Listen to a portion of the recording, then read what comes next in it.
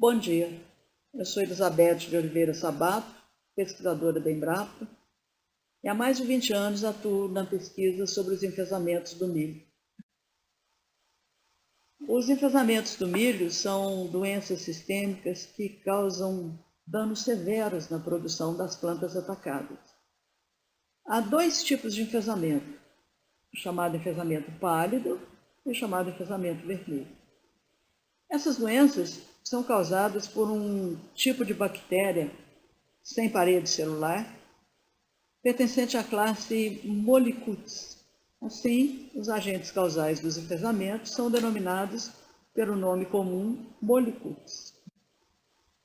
O enfesamento pálido é causado pelo Mollicute spiroplasma, que infecta as células do floema da planta, e a planta atacada tem o crescimento seriamente prejudicado, apresenta encurtamento de internódios, pode se tornar totalmente improdutiva, e os sintomas foliares inequívocos que permitem a identificação do enfesamento pálido causado por espiroplasma são estrias esbranquiçadas que se iniciam na base da folha e se estendem em direção ao ápice, podendo tomar a folha toda.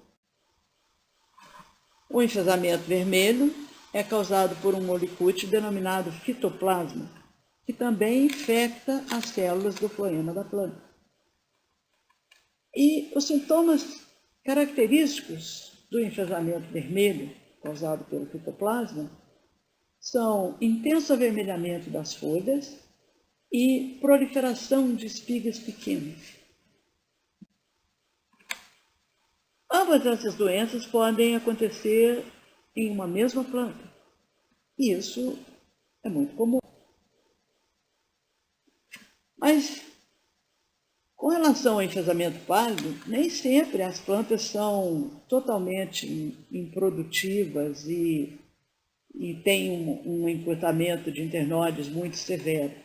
Às vezes elas apresentam uma altura aparentemente normal, e as estrias esbranquiçadas, na verdade, podem se tornar como apenas estrias cloróticas, dificultando, assim, a identificação precisa no campo.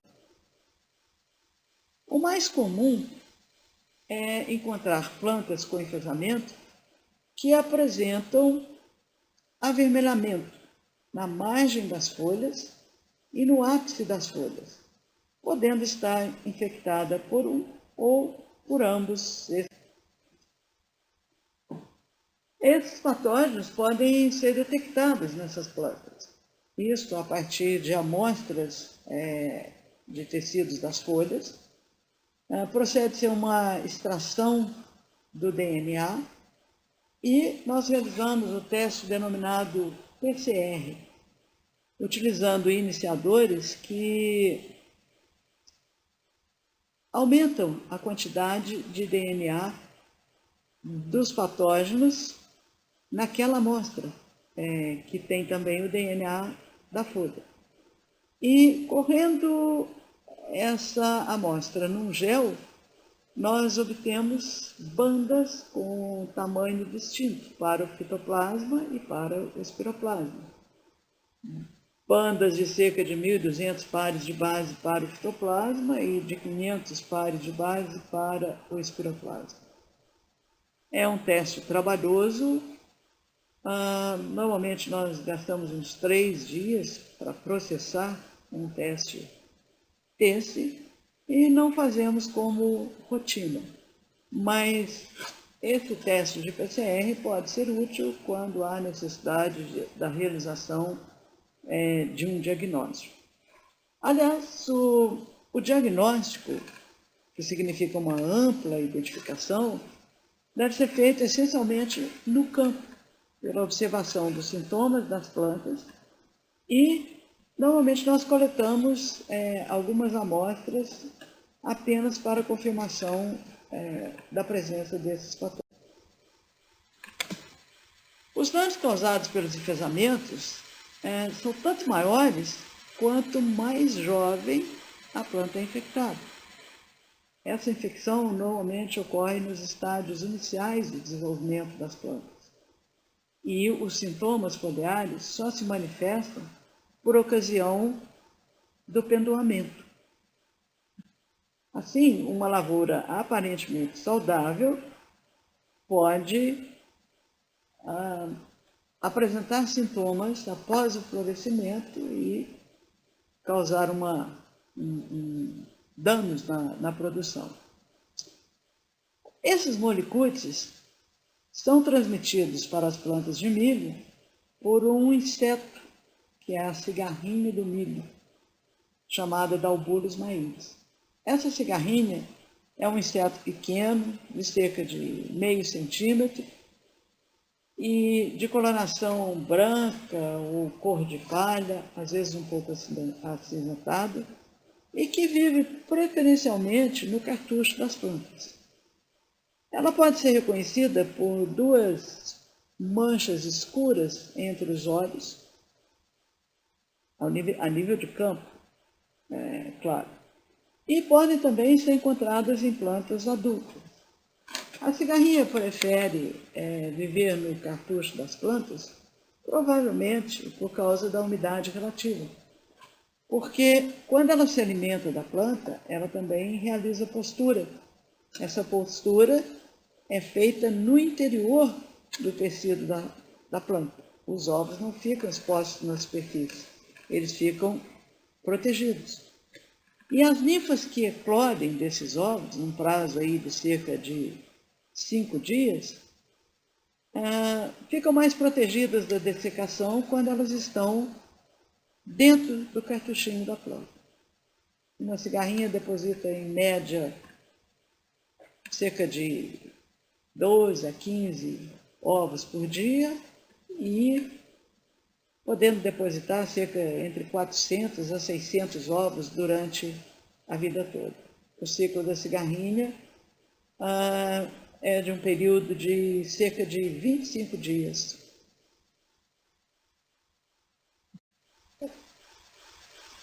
Bom, essa cigarrinha, além de transmitir os molicutes, transmite também um vírus, que causa a virose denominada risca. O vírus é o maize raiado fino vírus. E essa virose pode ocorrer simultaneamente nas plantas infectadas pelos molicutes. Em geral, as 3 doenças ocorrem nas mesmas áreas, nas mesmas lavouras. E podem ocorrer, eventualmente, em uma mesma planta. Isso causa um problema sério, difícil para a identificação de cada uma no campo e também para os estudos de resistência genética. Nós podemos dizer que os principais fatores que favorecem a incidência dos enfesamentos são, então, o milho tiguera e temperaturas elevadas, acima de 15 graus durante a noite e de 27 durante o dia, favorecem a multiplicação dos molicutes, tanto na cigarrinha quanto nas plantas. Assim, a cigarrinha adquire mais rapidamente os patógenos nas plantas de milho doente e também eles se multiplicam mais rapidamente na cigarrinha, ela transmite mais e isso aumenta a incidência dessas doenças. É importante ressaltar que nem todas as cigarrinhas são portadoras desses patógenos. Na verdade, a maioria das cigarrinhas são sadias. Mas aquelas cigarrinhas que são portadoras desses patógenos podem transmiti-los muito rapidamente para as plantas. Em menos de 1 hora de alimentação em uma plântula de milho, ocorre a transmissão, o que dificulta muito o controle dessas doenças apenas pelo controle químico da cigarrinha com inseticidas. Um outro fator que favorece muito essas doenças é a alta umidade relativa do ar. Essa umidade relativa favorece a proliferação das cigarrinhas. como nós explicamos em slide anterior, ela vive preferencialmente no cartucho das plantas. Mas, atualmente, principalmente em áreas irrigadas, ela tem sobrevivido e se multiplicado em plantas adultas. E um estudo comparativo em lavouras de milho cultivadas em área de sequeiro, no Piauí, e em áreas irrigadas, mostrou que em áreas irrigadas tem cerca de 14 vezes mais cigarrinhas que nas áreas de sequeiro.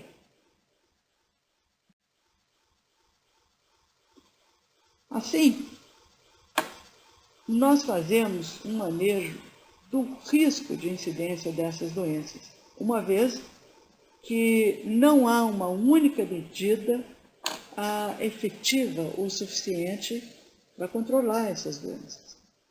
Como nós dissemos, apenas o controle químico da cigarrinha não resolve. E a resistência genética das plantas, embora exista, é rara e tem havido uma dificuldade, uma limitação grande ainda para a seleção de material altamente resistente. E nós enfrentamos ainda problemas que o cultivo, por exemplo, o cultivo de uma determinada cultivar por muito tempo num determinado local, pode selecionar variantes genéticas desses patógenos. E a variabilidade desses patógenos é ainda pouco conhecida. Então, nós relacionamos aqui uma série de medidas, de práticas, que devem ser adotadas por todos os produtores para minimizar o risco de alta incidência dessas doenças em uma lavoura de milho. A primeira delas, e a mais importante, é evitar a permanência do milho tiguera no campo. Isso pode ser feito, primeiro, realizando uma colheita mais cuidadosa, evitando deixar grãos e espigas remanescentes no campo, como tem sido muito comum. E, se for o caso da tiguera já estar presente quando se vai fazer uma semeadura, é importante dessecar essa tiguera. Mas é muito importante dessecar com pelo menos 30 dias de antecedência da semeadura. Isto porque, como nós observamos, a cigarrinha pode sobreviver por algumas semanas em uma outra planta gramínea, no milheto ou numa gramínea próxima, e pode retornar. Aí ela pode aguardar a emergência da lavoura, ou mesmo a emergência do milho tiguera, e retornar para plantas de milho. Uma outra prática muito importante é evitar semear em proximidade de plantas doentes. É importante inspecionar na área de semeadura, nas imediações, se houver uma lavoura de milho com alta incidência de enfesamentos, é melhor não semear em proximidade dessa lavoura, porque certamente essa nova lavoura vai ter uma incidência bem mais alta. Porque as cigarrinhas migram das lavouras adultas para as lavouras jovens, lá que ela prefere as plântulas em fase de cartucho. Mas, como nós dissemos, o inseticida sozinho não resolve o problema dessas doenças. Mas nós recomendamos tratar sementes com inseticidas e pulverizar a lavoura nos estádios iniciais de desenvolvimento, em V3, V4, uma ou duas vezes, dependendo da quantidade de cigarrinhos. Se todos os produtores fizerem isso, a população de cigarrinhas em uma determinada região vai baixar, vai reduzir e haverá menos danos concentrados em determinadas lavouras. Ainda, se for possível nessa região sincronizar o período de semeadura do milho, é muito bom. porque as cigarrinhas infectantes que chegarem vão se diluir e não haverá danos muito severos apenas em algumas lavouras. É muito importante também, um outro aspecto, rotacionar as cultivares de milho. Como nós observamos, há variação genética nesses patógenos. E cultivar uma mesma cultivar por longos períodos pode selecionar variantes genéticas desse patógeno e causando danos maiores. Agora, em áreas onde frequentemente há semeaduras sequenciais e quando há uma incidência muito alta dessas doenças, só há uma solução, que é a interrupção do plantio, a realização de um vazio sanitário localizado. Deixar, em outras palavras, deixar sem milho por pelo menos 30 dias. A cigarrinha, é importante dizer que nas fazendas onde há um cultivo intensivo de milho, um cultivo com semeaduras sequenciais, normalmente há também um aumento da população de cigarrinhas, um aumento na quantidade de inóculo do patógeno. E isso, em função do tempo, pode em algum momento resultar em perdas significativas na lavoura. Então, nesse caso, quando a incidência é muito alta, é melhor interromper. É importante dizer que, embora a cigarrinha emigre a longas distâncias, não fica um estado produzindo inóculo para o outro, mas dentro de uma área de fazenda, de um pivô para o outro, aí sim há uma migração da cigarrinha, sempre levando a doença naquela área e aumentando cada vez mais. Muito obrigada.